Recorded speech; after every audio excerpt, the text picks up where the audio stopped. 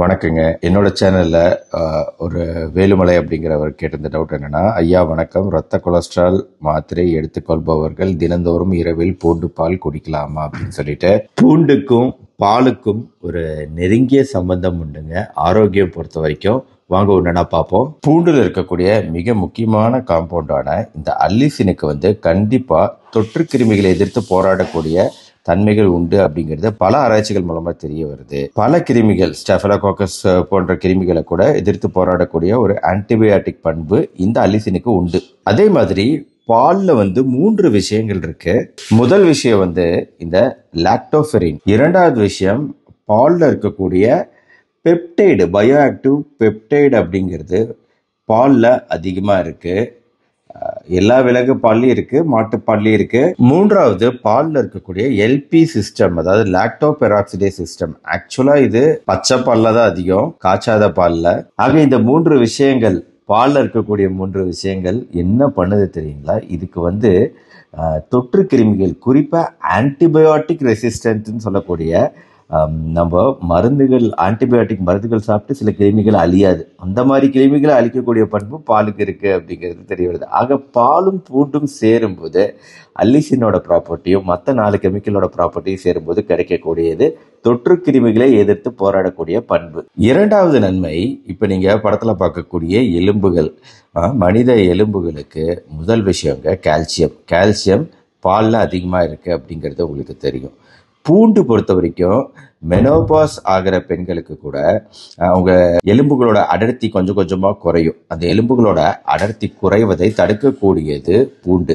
ஆக பூண்டு plus milk, பால் இரண்டும் சேர்ப்பது நம்ம எலும்புகளோட உறுதித்தன்மைக்கு நன்மை தருவதாக இருக்கு.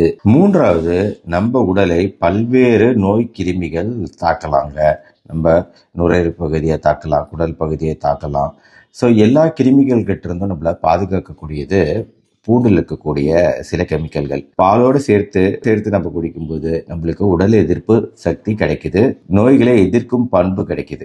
நான்காவது, சர்க்கரை நோய் பொறுத்த வரைக்கும் நம்ம ரத்தத்தில் இருக்கக்கூடிய குளுக்கோஸோட அளவுகளை குறைக்கக்கூடிய தன்மை வாய்ந்ததாக தான் இருக்கு பூண்டு.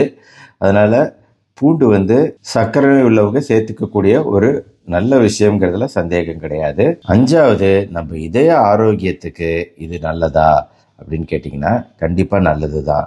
ஏன்னா பூண்டுல இருக்கக்கூடிய மீண்டும் சில கெமிக்கல்கள் தான் இதுக்கு காரணம். அப்படின்னாலும் ஒரு விஷயத்த நல்லா புரிஞ்சுக்குங்க, இந்த பூண்டு பால்ல ஒரு 2 to 3 பல் பூண்டு சேர்த்து சாப்பிட்றது அப்படிங்கிறது நம்மளுக்கு ஒரு சப்ளிமெண்ட்.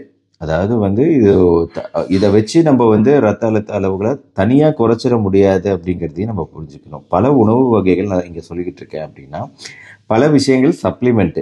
மேலும் பூண்டுக்கு உண்டான சைடு எஃபெக்ட்னு ஒன்று இருக்கு. சில பேருக்கு அது ஒரு ஜீரணமாகாத தன்மையை உருவாக்கலாம். அதே மாதிரி பாலுமே சிலருக்கு மில்க் அலர்ஜி, லாக்டோஸ் இன்டாலரன்ஸ் போன்ற விஷயங்கள் இருக்கிறதுனால சில பேருக்கு அந்த பால் ஒத்துக்கிறது கிடையாது. அதனால காம்பினேஷன் ஃபர்ஸ்ட் ஒத்து வருதா அப்படிங்கிறத பார்க்கணும். சுவை பிடிச்சிருக்கு, நான் குடிக்கிறேன் அப்படின்னு நினைச்சீங்கன்னா குடிங்க, தப்பு கிடையாது. ஆனால் இரவு நேரத்தில் வேணாம், பகல் நேரத்தில் குடிங்க. அது மில்கில், பாலில் இருக்கக்கூடிய புரதங்கள், இந்த பூண்டோட நன்மைகள் இதெல்லாம் ஒன்றா சேரணும். அப்படிங்கும்போது இது குறித்த ஆராய்ச்சிகள் தனியாக கிடையாதுங்க, அதிகமாக கிடையாது. இந்த காம்பினேஷன் கிடையாது, நம்மளுக்கு தனித்தனியாக ரெண்டுக்கும் நன்மை இருக்குது அப்படிங்கிறது தெரிய வருது. அதனால் நீங்கள் பூண்டை எப்படியும் பல வகையில் உணவில் சேர்த்துக்கிறோம். பால் டீ காஃபி வகையில் உணவுக்குள்ளே போயிட்டுருக்கு.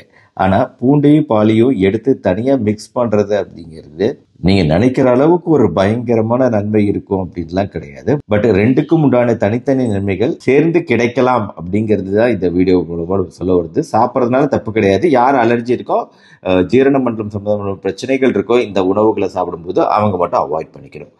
கொலஸ்ட்ரால் குறைக்கிற மாத்திரையை நம்ம நைட்டு சாப்பிட்றோம் அப்படின்னா காலை நேரத்தில் பூண்டு பால் குடிக்கிறதுனால தப்பு கிடையாது. அதனால இந்த மாத்திரையும் பூண்டு பாலும் ஒரே நேரத்தில் எடுக்கிறத மட்டும் தவிர்த்திடுங்க. ஏன்னா பூண்டோட எஃபெக்ட் மாத்திரையை பாதிச்சிடக்கூடாது. ஆக உங்க கேள்விக்கான பதில நான் கொடுத்துட்டேன் அப்படின்னு நினைக்கிறேன். இந்த வீடியோ பிடிச்சிருச்சுன்னா லைக் பண்ணுங்க, ஃப்ரெண்ட்ஸ் அண்ட் ரிலேட்டிவ்ஸ்க்கு ஷேர் பண்ணுங்க. மறுபடியும் நாளைக்கு பார்ப்போம். நன்றி, வணக்கம்.